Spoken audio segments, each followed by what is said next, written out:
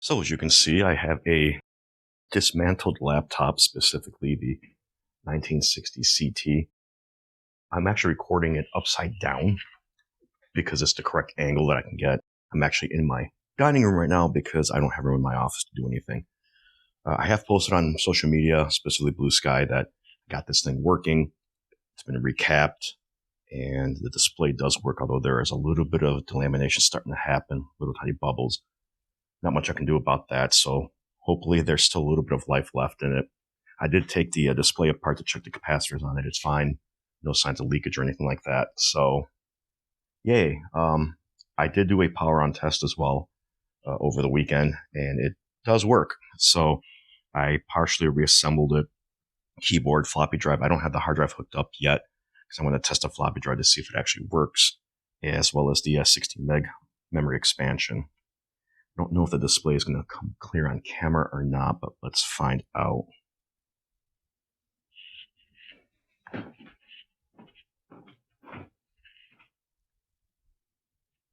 It does take a minute for it to power on, though. I don't know if it's visible, but the LED lights are lit up.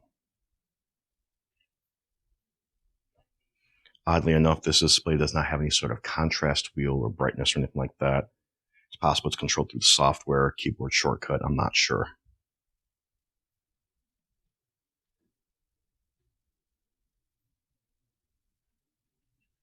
Oh, I forgot to plug the display in. Hang on. All right, let's try this again.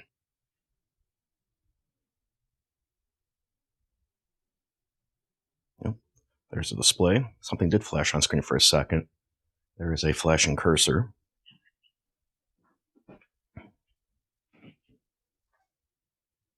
Of course, from my angle, I can't see anything. It's a little bright. Really wish there was a way to adjust the brightness. I'll have to look it up and see. Maybe there is a way to do it later. Turn the lights down a little bit. Maybe get a better view of the screen. Or I can even just... That's better. It does like to stay on this screen for a while. It's possible because there's no battery hooked up. It doesn't know what to do. I'm not sure, but it did this even without the floppy drive hooked up or the memory expansion. So, oh, there we go. Press F1, and there's the BIOS screen. Very similar to other Toshiba laptops. In fact, it's probably the same one. I believe they used this well into the late 90s before they switched to something more common. Total memory, 20 megs, which means it's got 4 on board with the 16 here. That's pretty cool. No hard drive detected, of course. Future compatible color display, 180,000 colors. Anything about the floppy drive? Looks like it just automatically detects it because I don't see an option to be able to specify it or not. Could be hard-coded. All right, so let me put a disk into the drive. See if it works. I did have to replace the belt.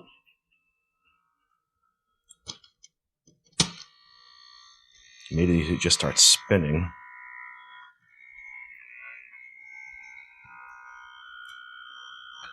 That doesn't sound good. Motor's trying to spin, but it's not successful. I don't ever have good luck with floppy drives, though, as you may know.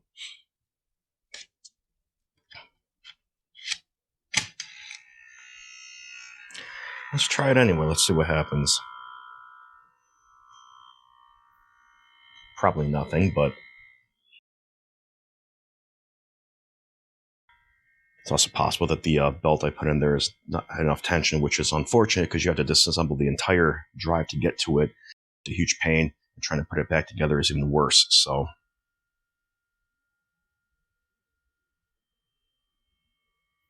I don't believe we're going to get anything out of it.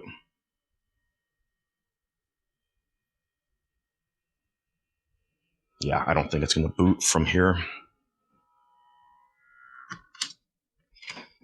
It is what it is. That's fine, because what I can do next is hook up the hard drive and see if that'll boot. All right, I have the drive hooked up. Let's see what happens.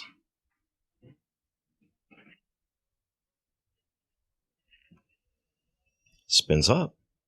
It's a good sign.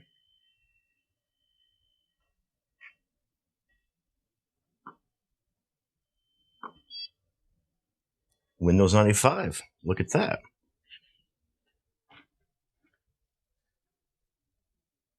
If there's any personal information that pops up, I'll obviously blur it out. We don't want to expose anything. Maybe we'll do a little bit of digital spelunking in this one since I can't do anything with the floppy disk drive right now. I'll work on it off camera and see if I can't get it to work. And yes, this is probably going to be a two-parter just because of the fact that I still have to put this all back together. The display looks a little funky just because of the angle. It doesn't look like that in person. Hard drive did make a clicking sound. It might be on its way out. That's not a good sign. Might have to do an image of it quick to save whatever might be on there in case there's anything rare. I am going to replace it with a CF card anyway, as I usually do. And because there's no sound card, there's not going to be any sound or anything, unfortunately. Microsoft Works, Inbox, something called Flight. Let's see what apps we've got. Also, no mouse hooked up, so Microsoft Reference, we got Encarta. Microsoft Antivirus and Backup. This was probably upgraded from Windows 3.1, which is what this would have originally come with. Works, Toshiba Card Manager, that's good, and Toshiba Utilities, so you can create recovery disks, but I'm again assuming that's from 3.1. What is this Flight game, though? If it is a game. Oh. Yeah, it is, but can't play it. Because it's a DOS-based one and the paths aren't all there, and it's possible it's set up to run from... But that drive is making a clicking sound, so we're not going to explore too much more just because, like I said, I don't want to lose whatever might be on here if there's anything cool on here. So, but it doesn't really look like there's much on here. There's that Flight.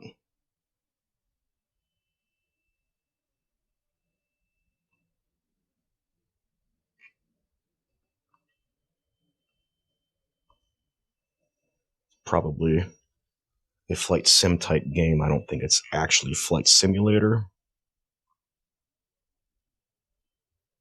Yeah. Not going to play. So I definitely want to at least get that saved because, like I said, that could be something that doesn't exist anywhere else. So, short video, but I figured I want to keep you guys in the loop so you know what's going on. Like I said, we'll get the hard drive image real quick because it is probably failing. And we'll continue this thing. I'll work on the floppy drive offline, off camera. If I can get it to work, great. If not, not sure what we can do. I do have PCMCIe slots, so I can still hook up a CD-ROM drive and get software on there. So we're not totally dead in the water. But if you guys have any tips for these types of drives here that you can't see, it's a Citizens-based drive mechanism.